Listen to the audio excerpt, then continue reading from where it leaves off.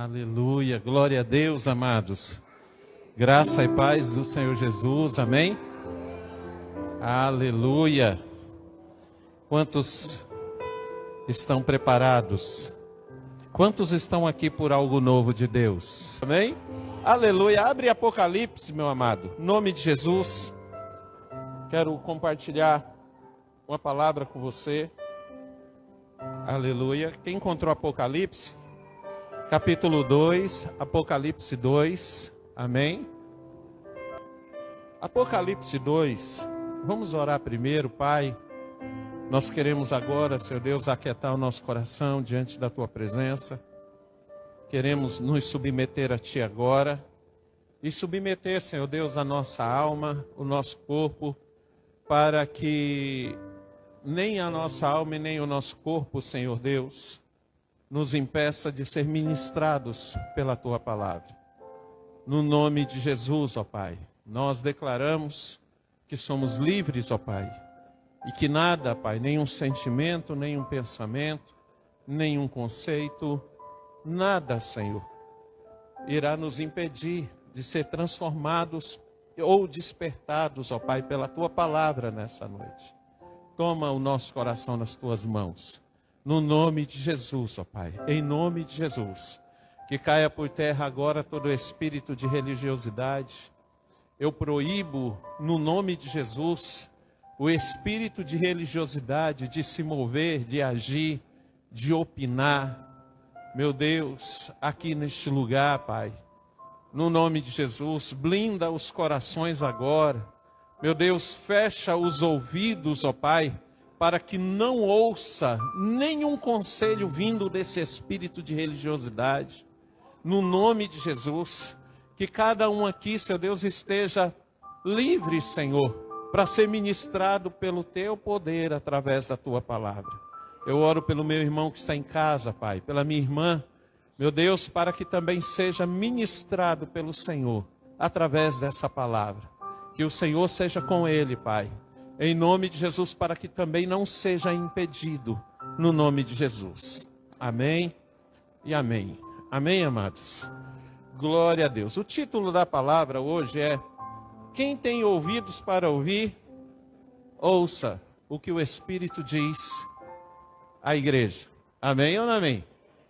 Olha para a pessoa que está do teu lado, sei que você está bastante desanimado, você vai falar assim, olha, dá uma balançada nele. Ele fala assim: quem tem ouvidos para ouvir, ouça o que o Espírito diz à igreja. Pergunta para ele agora, entendeu? Amém? Agora fala para ele assim, ó, não é o que o Espírito diz somente para mim, é que o Espírito diz para nós. Amém? Ou não amém? Então tá bom. Quem tem ouvidos, ouça. Você pode ler essa frase na Bíblia em todos os lugares que você vai ler. Jesus, ele diz assim, quem tem ouvidos para ouvir, ouça. Mas João, em Apocalipse, ele diz, quem tem ouvidos para ouvir, ouça o que o Espírito diz às igrejas. O verso 7 do Apocalipse 2 diz assim, quem tem ouvidos, ouça o que o Espírito diz às igrejas. Ao que vencer, dar-lhe-ei a comer da árvore da vida que está no meio do paraíso de Deus. Glória a Deus. Qual é a árvore da vida que está no meio do paraíso de Deus? Jesus Cristo. Amém?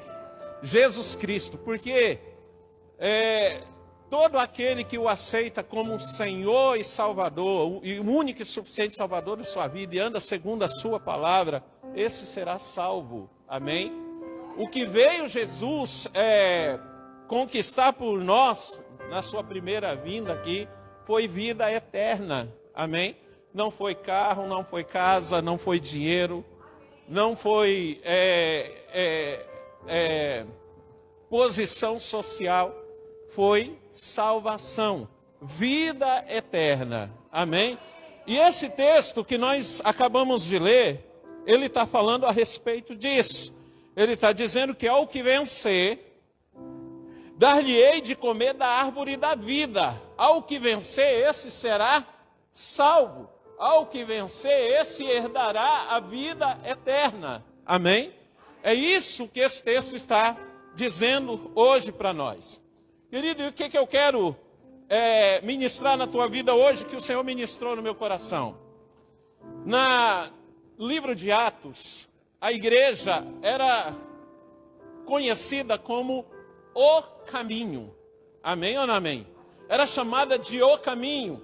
E os irmãos, os cristãos, os crentes daquela época, quando alguém ia falar a respeito deles, se referiam como os do caminho. Então, se você tivesse vivido naquela época, eles iam olhar para você e ia falar que você era você é do caminho. Amém? Você é do caminho. Mas, o livro de Atos, tem muitos versículos que vai falar a respeito disso. Se você ainda não leu Atos, leia. Se você já leu, leia novamente. E preste atenção, porque tem várias passagens ali que vai falar a respeito da igreja, se referindo a ela como o caminho. E eu quero ler para que você veja Atos 24, versículo 13, para a gente poder ver. Você não precisa nem abrir, só anota para você ler depois, que hoje é dia de Santa Ceia. E nós temos muitas coisas para fazer hoje. Diz assim: mas confesso-te que, conforme aquele caminho, a que chamam seita, assim sirvo ao Deus de nossos pais, crendo tudo quanto está escrito na lei e nos profetas. Lucas aqui está falando a respeito do caminho, que muitos chamavam de seita. Muitos chamavam de seita. Tem muita gente que se refere a nós como seita, sabia disso? Tem muita gente que olha para lá e fala aquela seita chamada geração eleita, que fica ali. Hã? Pois é. O pior castigo para essas pessoas assim, sabe o que é? É daqui uns dias ela está sentada do teu lado, glorificando o mesmo Deus que nós. Por isso, amado, eu não me chateio, desde que não me ofenda, eu não me chateio que façam isso. Por quê? Porque eu sei que o pior castigo para essas pessoas é estar aqui sentada, glorificando a Deus junto com a gente. Amém? E não tem nada mais satisfatório do que você olhar para uma pessoa dessa e você ver. Você fica feliz porque ela se converteu. E você fica feliz porque Deus fez justiça em teu favor. É maravilhoso. Amém? Então, a igreja era conhecida como o caminho, e os cristãos eram chamados de os do caminho. Que caminho é esse? Por que eles eram chamados de o caminho? Porque eles pregavam o caminho da salvação. Eles falavam do caminho da salvação. Por isso, eles eram conhecidos como os do caminho. Mas a respeito desse caminho, querido, olha o que Jesus fala lá em Mateus, capítulo 7, versículo 14.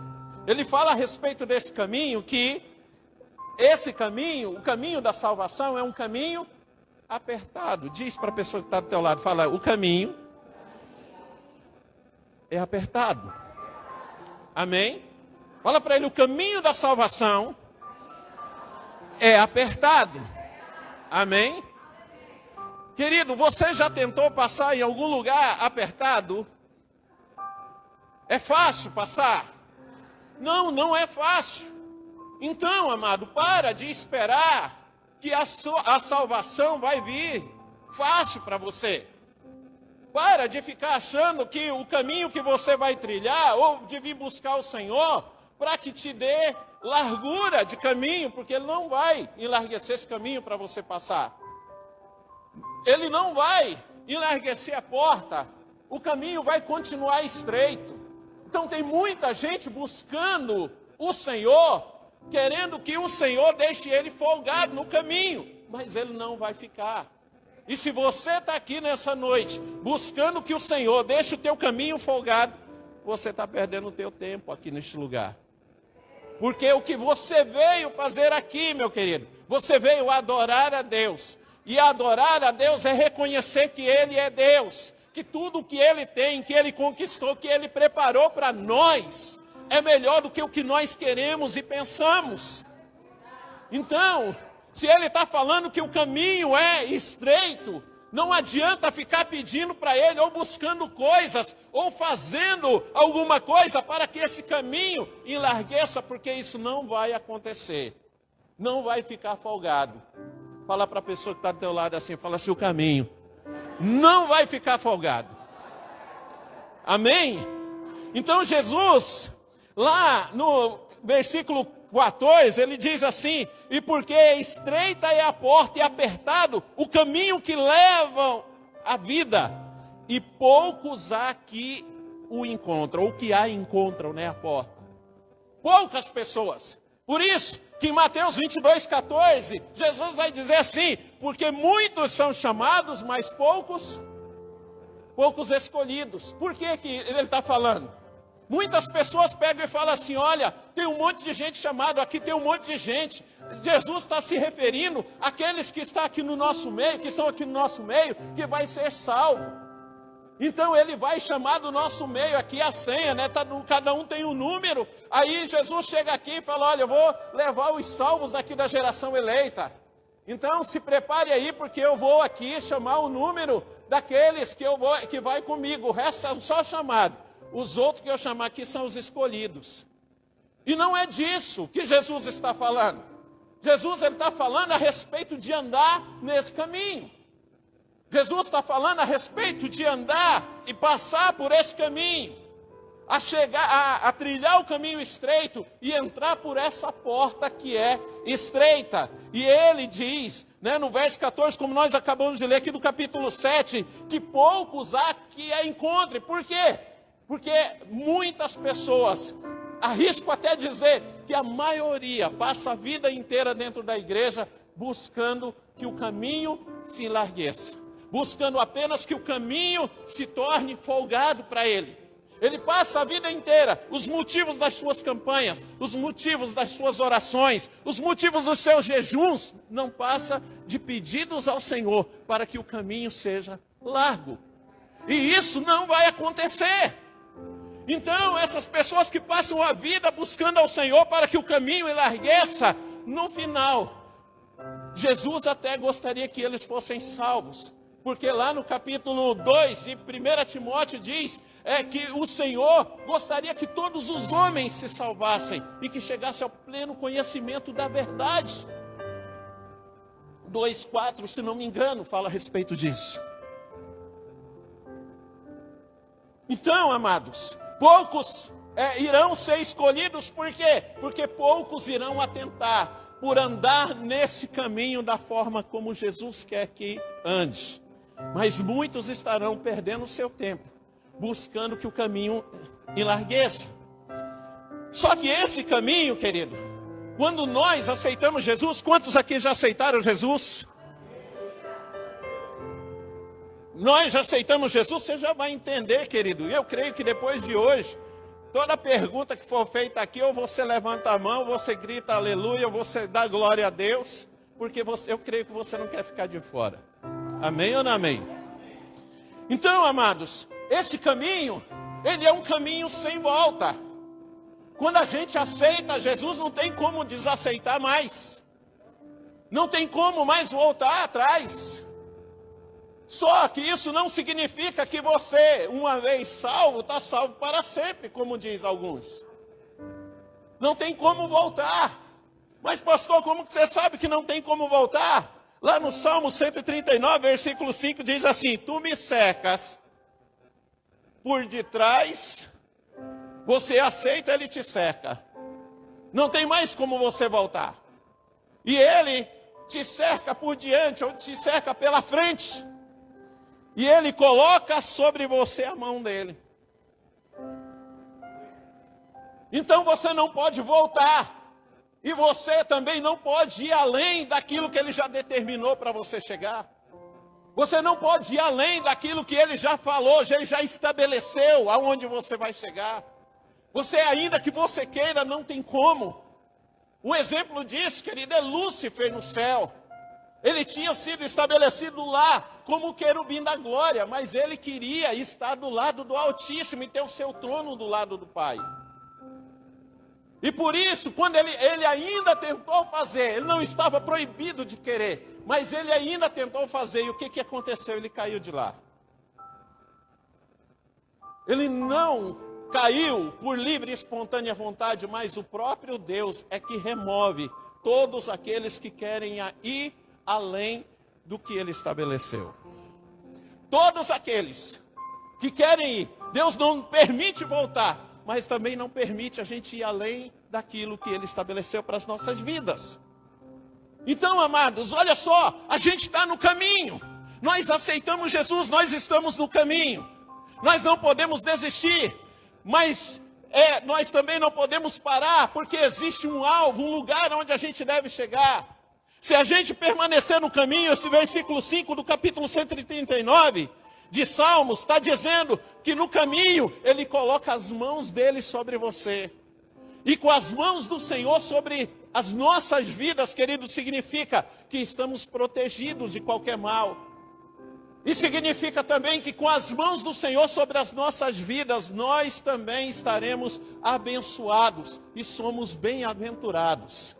Porque qual Deus de outra religião, qual outro Deus que se ocupa em proteger aqueles que são seus com as próprias mãos, senão o Senhor? É Ele quem faz isso. E enquanto a gente permanece no caminho, mas pastor, como que eu faço para poder andar nesse caminho? Querido, para estar no caminho, nós precisamos de um manual. Deus, Ele já estabeleceu todos os princípios pelo qual nós precisamos viver para andar nesse caminho e alcançar a salvação que Ele conquistou na cruz e colocou aqui, nesse livro. Tudo o que nós vamos fazer, tudo o que nós precisamos fazer é seguir esse manual. É andar no caminho através desse manual. Porque caso contrário, meu amado, eu não alcanço aquilo, eu sou mais um, eu sou apenas um chamado. E eu tenho certeza que você não está aqui diante de Deus para poder fazer isso. Então, esse manual diz lá no Salmo 119, versículo 105, o seguinte: lâmpada para os meus pés e luz para os meus caminhos é a tua palavra. Então, para andar no caminho, eu preciso estar vivendo essa palavra. Eu preciso viver essa palavra. E é luz para os meus caminhos. Por quê? Porque quando a palavra de Deus, quando eu trago a palavra de Deus para a minha vida, ela me mostra como são os meus caminhos. Ela me mostra que os meus caminhos não são bons. Ela me mostra que eu não devo andar pelos meus caminhos, mas que eu tenho que andar pelo caminho do Senhor. Que eu tenho que andar pelo caminho que Ele estabeleceu para mim, que eu tenho que viver, eu tenho que permanecer nesse caminho, andando de acordo com essa palavra. É isso que eu preciso fazer. E aí, querido, se você enxerga todos os teus caminhos, você não andará pelo caminho errado. Amém ou não amém?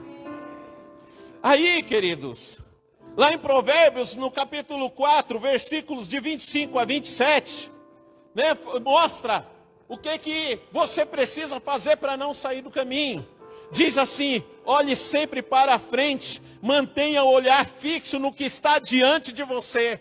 No caminho não tem nada que está diante de nós a não ser a salvação do Senhor. No caminho não tem nada diante de nós a não ser aquilo que Jesus conquistou na cruz. Todas as outras coisas, querido, Ele acrescenta. Por quê? Porque não está no caminho, não está diante de nós, está do lado. Então, quando Ele diz assim: buscai primeiro o reino de Deus e a sua justiça, Ele está dizendo: permaneça no caminho. Permaneça enxergando o que eu conquistei para você. Permaneça buscando a vida eterna, que as outras coisas eu vou acrescentar para você. O caminho é apertado, mas se você precisar de um carro, eu te dou. Você não precisa sair do caminho para buscar esse carro. Se você precisa de dinheiro, eu te dou. Se você precisa de uma casa, eu te dou. tudo que você precisar, todas as outras coisas, eu acrescento para você no caminho. Mas basta que você faça o quê? Olhe sempre para frente, mantenha o olhar fixo no que está diante de você, como Paulo disse, no capítulo 3, versículo 13, de Filipenses. Não julgo que eu já tenha alcançado, mas uma coisa eu faço, esquecendo das coisas que para trás ficam, eu avanço para as que estão o quê? Adiante de mim. O verso 14 diz assim: para o prêmio da soberana vocação que está em quem? Em Cristo Jesus. Em Cristo Jesus. Então esse é a nossa forma de andar por esse caminho. Aí o versículo 26 diz: veja bem por onde anda, e os seus passos serão seguros. Preste atenção onde você está pisando, e os teus passos serão seguros. Não se desvie nem para a direita e nem para a esquerda. Afaste os seus pés da maldade. Não tem como voltar. Mas quando eu leio esse texto aqui, Deus dizendo, não se desvie nem para a direita e nem para a esquerda, eu entendo que eu não tenho como voltar, mas tem como desviar do caminho. Não tem como voltar. Ninguém perde a salvação porque volta, porque desaceitou Jesus. Perde a salvação porque desvia do caminho. Porque se desvia para a direita ou para a esquerda.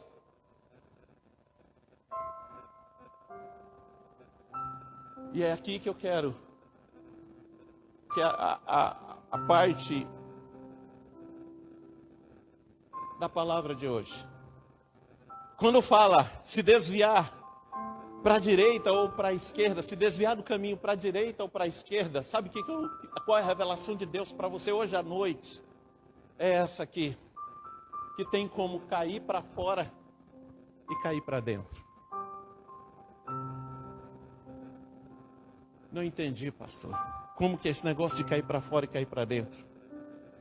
Cair para fora é quando a pessoa desiste do evangelho.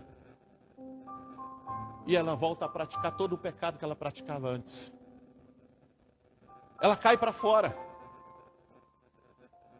Ela volta. Antes ela bebia, ela se converteu, parou de beber. Ela se desvia e volta para a cachaça de novo. Para as drogas. Para o adultério. Começa a praticar tudo novamente o que ela fazia antes. Só que com um agravante 7 vezes pior.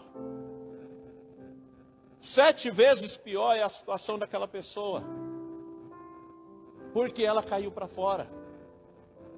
Tem pessoas que estão andando no caminho. Ela está andando no caminho. Aí ela quer que o caminho larguesse. E ela não entendeu. Quanto antes você entender que o caminho vai ser sempre estreito. E que a porta vai ser apertada. O quanto antes você entender isso. E aceitar isso, melhor é para você, menos risco você correrá de cair. Porque enquanto você estiver buscando que o caminho, mas eu nunca pensei assim. Não, medita um pouco a respeito de quais os motivos da tua oração. O que você busca de Deus? O que te trouxe na igreja hoje? Ou o que te traz na igreja todos os dias de culto? Quando você faz jejum, qual é o motivo do teu jejum? Deixar Deus crescer e você diminua? Ou é para que o Senhor olhe para você, se compadeça, sinta dó de você e de coitadinho, vou dar um presente para ele? Porque é assim que a maioria das pessoas pensa a respeito de jejum. Acha que, não, eu estou ficando sem comer, o Senhor vai olhar para mim e vai falar assim, nossa, esse aqui é o meu filho, olha, ficou sem comer. Não é por isso, amado. Jejum é para que o Senhor cresça e eu diminua. Quando eu digo não para a comida, eu estou dizendo assim, olha, não é você, vontade minha, não é você, minha alma, não é você, minha carne, não é você, minha vontade que manda em mim, mas é o Senhor que eu sirvo, ainda que Ele não me dê nada. Eu estou fazendo isso para glorificar o nome dEle. É isso.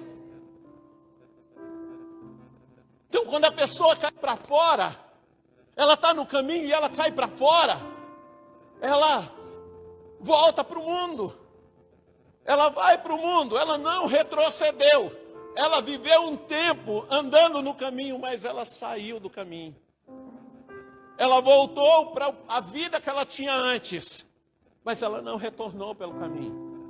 A vida dessa pessoa nunca mais é a mesma. Por quê? Porque todas as vezes que ela tomar uma cerveja ou qualquer outra bebida, ela vai sentir algo aqui dentro que não combina com aquilo que ela está fazendo. A vida dela nunca mais será a mesma. Porque não tem como uma pessoa que já provou, que já entrou no Santo dos Santos, se contentar com menos do que o que você prova lá no Santo dos Santos. Mas muita gente cai para fora.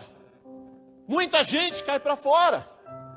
Muita gente, porque não gosta de alguma coisa na igreja, decide, não vou mais na igreja, volta a fazer tudo, cai para fora. Se desvia. Vamos supor que o fora é para a direita, se desvia para a direita. Oh, amado, você não sabe o temor que eu tenho quando eu ouço pessoas, e principalmente, irmão, eu sou de direita e eu sou de esquerda. Amado, tem gente se desviando, se desvia, não se desvia para o meio, se desvia para a direita e para a esquerda. Cai para algum lado.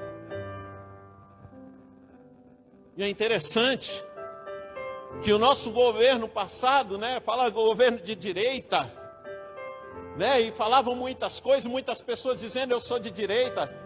Quando o governo perdeu a eleição, aí sabe o que o povo fez? O povo correu para as portas dos quartéis.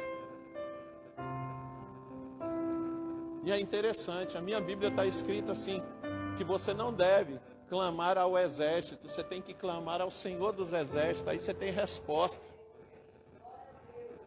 E o Brasil, o que ele fez? Correu para a porta dos quartéis, clamar ao exército. Essa parte não faz parte da palavra, não. Mas também, querido, quem está no caminho pode não cair para fora, mas pode cair para dentro. Tinha um corintiano que falava isso, não tinha? Lá nos anos 90. Ele falava assim, é só cair para dentro. É só cair para dentro. Eu falava, e a massa corintiana, é só cair para dentro que nós vamos lá. Então, tem como cair para dentro, querido. E eu vou falar um negócio para você. A pior queda não é de quem cai para fora. A pior queda é de quem cai para dentro. Por quê? Porque quem cai para fora vai para o mundo. Mas quem cai para dentro geralmente não tem noção que caiu. Por quê? Como que se cai para dentro, pastor? É quando você está dentro da igreja. E aí você quer pegar os atalhos para ser abençoado. Você está saindo do caminho. Porque tudo que você fizer fora da igreja ou dentro da igreja que fere os princípios dessa palavra, te faz sair do caminho. Te faz sair do caminho. Então, querido, nós vemos muita gente querendo pegar atalho. A gente vê muita gente querendo obedecer a palavra e viver um evangelho do seu jeito. Isso é moda hoje. A gente vê muitos mudando o evangelho, por quê? Ou falando que tem que mudar o evangelho, por quê? Porque estão caindo para dentro. Tem um monte de pastores famosos que a gente está vendo na televisão, querido.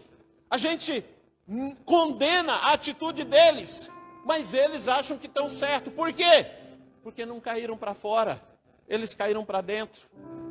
Muitas pessoas que têm se desviado da palavra de Deus, muitos pastores que se desviaram, estão se reconciliando com o Senhor. Mas tem muitos que estão caindo para dentro, estão fazendo coisas absurdas, mas porque caíram para dentro, eles acham que ainda estão no caminho, e eles não estão. Querido, e para mim, eu não quero me ater muito nesse texto, porque eu quero encerrar falando a respeito de 2 exemplos na palavra de Deus, um que caiu para fora e outro que caiu para dentro. 2 reis de Israel, Saul e Davi.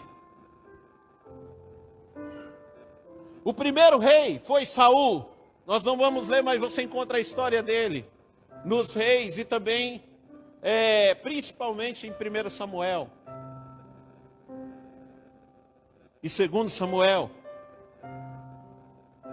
Então Saul, querido, se você ler a história dele, a história de Davi, você vai perceber que Davi pecou muito mais do que Saul.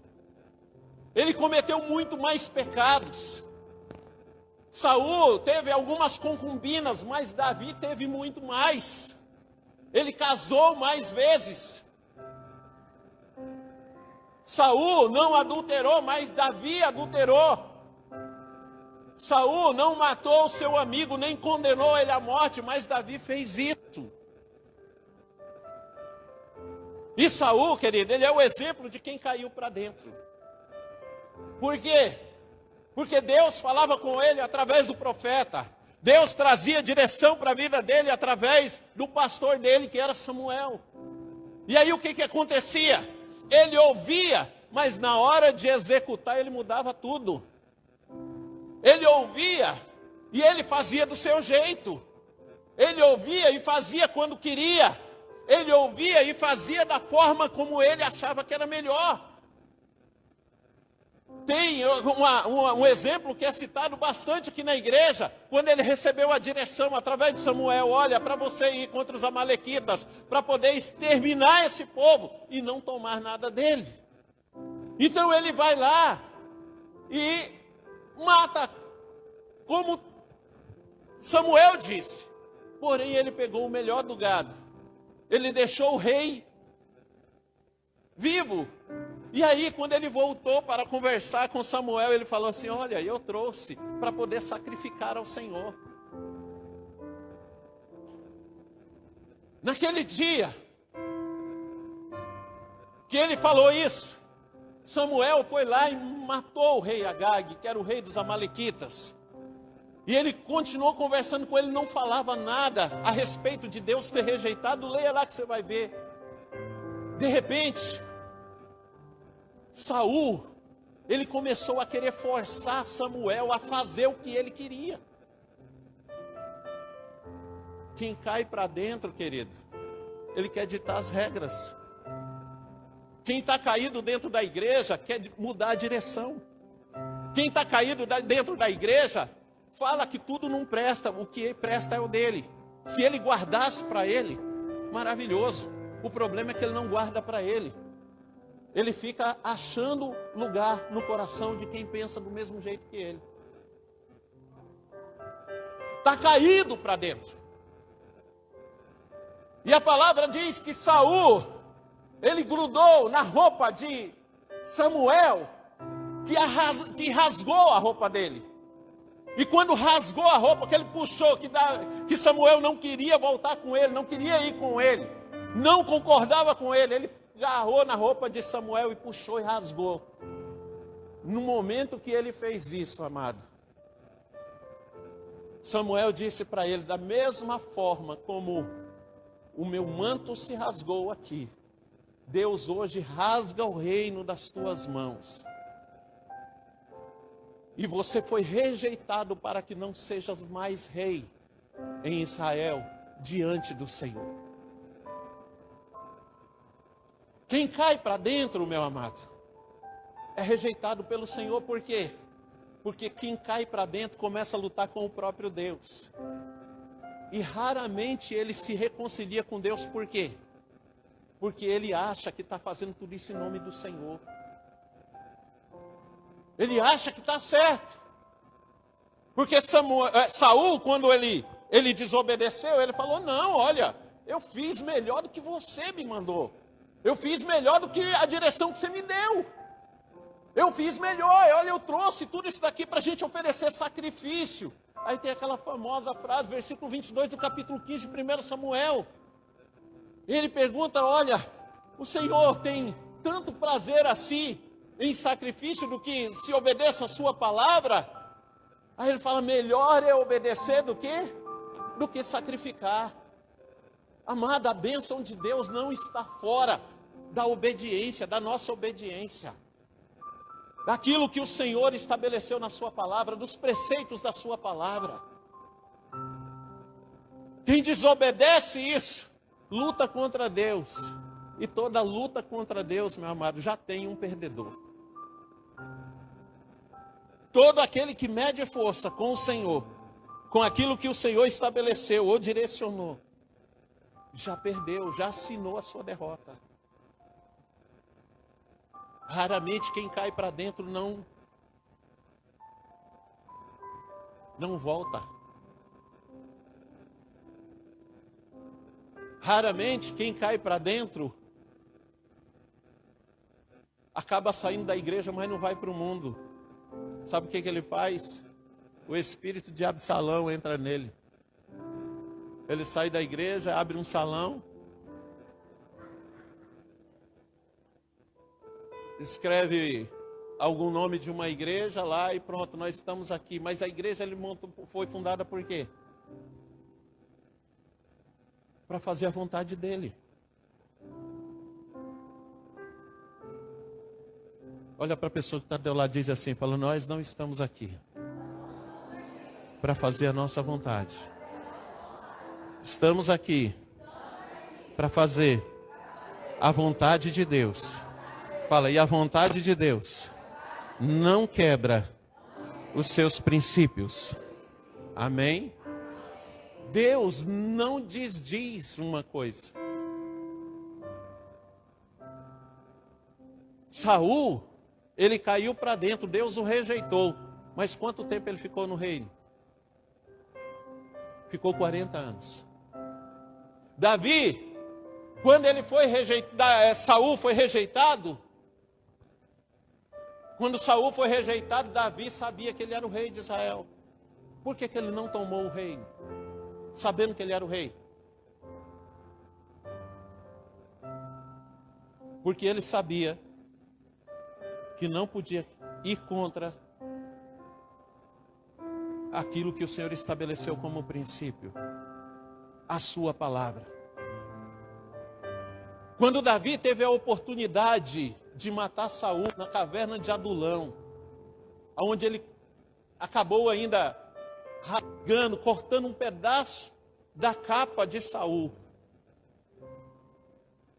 O soldado dele chegou e falou: o Senhor te entregou nas tuas mãos, mata ele, é agora. Davi falou assim: olha, maldito todo aquele que se levantar contra o ungido de Deus. Mas Deus rejeitou, pastor. Sim, mas ainda é o ungido de Deus. Deus não desdisse isso. Deus disse que o rejeitava a partir dali como rei. Mas Deus não disse que ia removê-lo do reino. Entendeu como que funciona? Amados, muitas vezes Satanás nos tenta cair para dentro, não é para fora.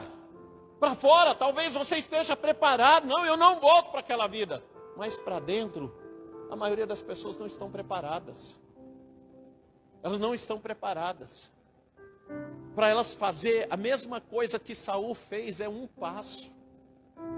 É uma coisinha só. O que Saul fez, pastor, de tão grave? Ele anulou a voz de Deus na vida dele. Ele anulou o profeta. O que o profeta falava para ele não tinha valor. Ele ouvia, mas não fazia.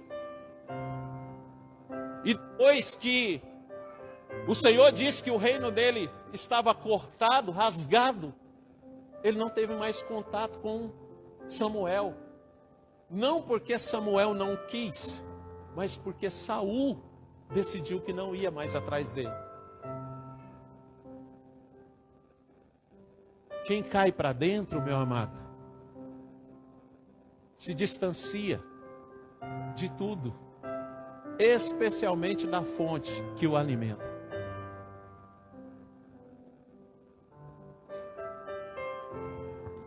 Davi, ele obteve misericórdia de Deus, porque a sua queda foi para fora.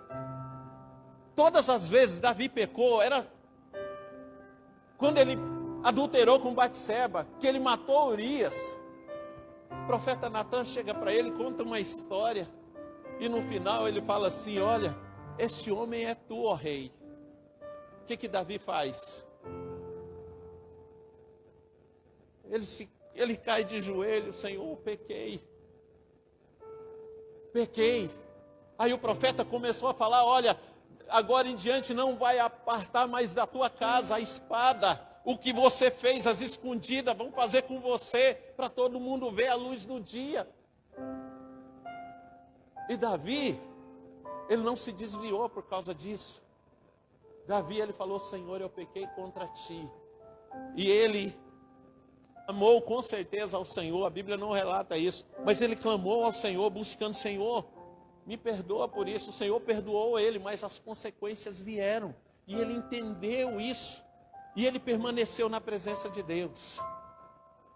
Quem cai para fora, meu querido, não liga de ser repreendido,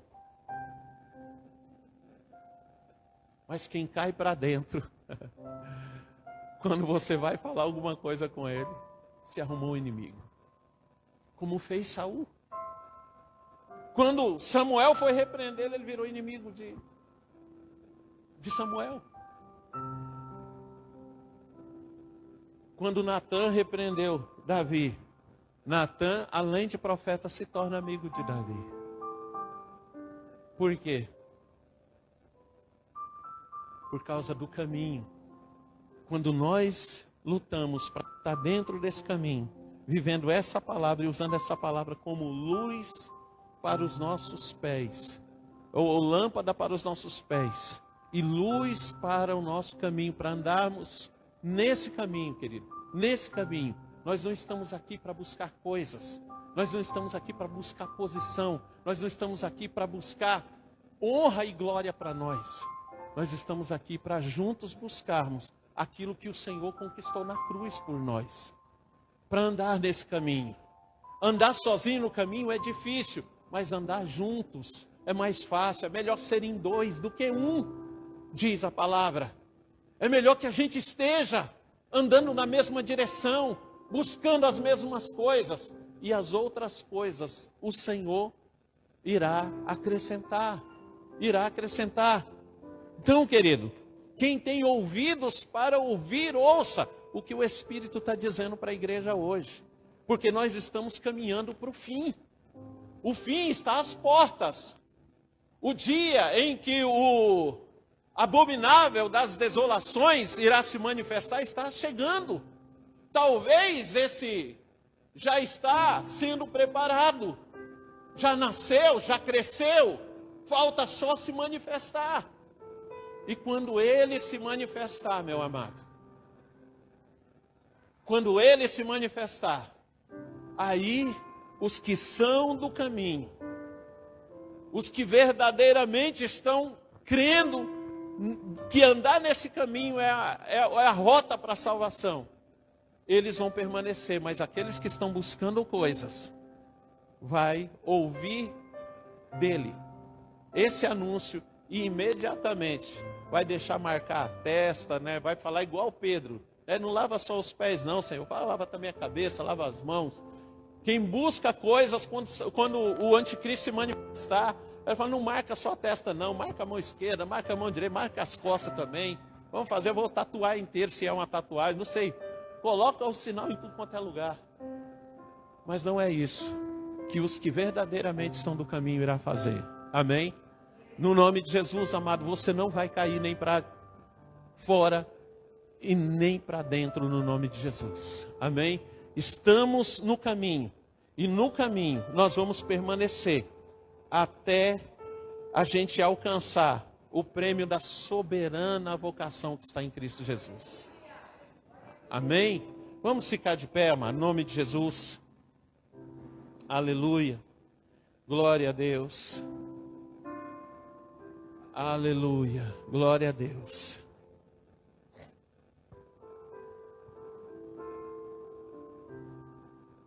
Hoje é dia de Santa Ceia, amado. E a Santa Ceia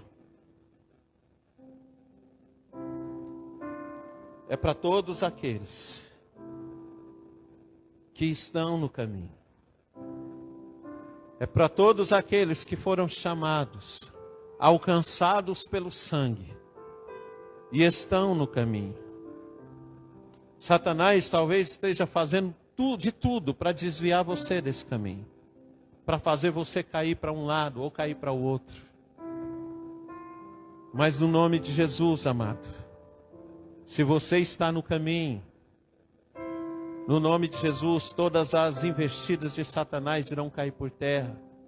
Toda arma forjada irá perecer. A mão do Senhor, como nós lemos aqui na palavra, permanecerá sobre a tua vida. Estará sobre você e te protegerá e te guardará. E se no caminho você tiver falta de alguma coisa, o Senhor acrescentará. No nome de Jesus. Hoje o Senhor está aqui para trazer renovo sobre a tua vida. No nome de Jesus. No nome de Jesus. No nome de Jesus. Aleluia, glória a Deus. Aleluia. Pai, nós te louvamos, te adoramos. Ó Deus, nessa noite. Porque o Senhor é o nosso Deus. O Senhor nos colocou no caminho, Senhor, e nos cercou por detrás e por diante, e nos protege, ó Pai, ó Deus, durante a nossa caminhada nesse caminho. Ó Senhor, no nome de Jesus, em nome de Jesus, ó Pai. E nessa noite, ó Pai, que nós aprendemos, ó Deus, ouvimos o Espírito nos alertar a respeito, ó Deus, ó Pai, ó Deus, como podemos sair desse caminho. Meu Deus, que o Senhor nos desperte, no nome de Jesus Cristo, para não permitir, Senhor, que as investidas de Satanás tenham algum êxito contra nós. Pai, toma nas tuas mãos a vida do meu irmão, da minha irmã. Toma nas tuas mãos, ó Deus, a vida do meu irmão e da minha irmã que está em casa. No nome de Jesus, ó Pai, em nome de Jesus Cristo. Em nome de Jesus. Em nome de Jesus, ó Deus. Em nome de Jesus. Ó Pai, no nome de Jesus. Em nome de Jesus, ó Pai. Seja conosco, seja com o teu povo. No nome de Jesus, ó Pai. E gera a tua vida, Senhor Deus, em cada coração, para que permaneçam no caminho, para que estejam no caminho, Senhor. No nome de Jesus Cristo, ó Pai, para que seja um vencedor, como nós lemos em Apocalipse 2:7, Senhor. Seja um vencedor, Pai, em nome de Jesus, e coma da árvore da vida, Senhor, que está no meio do jardim. No nome de Jesus, ó Deus. Em nome do Senhor Jesus. Aleluia, glória a Deus. Aleluia.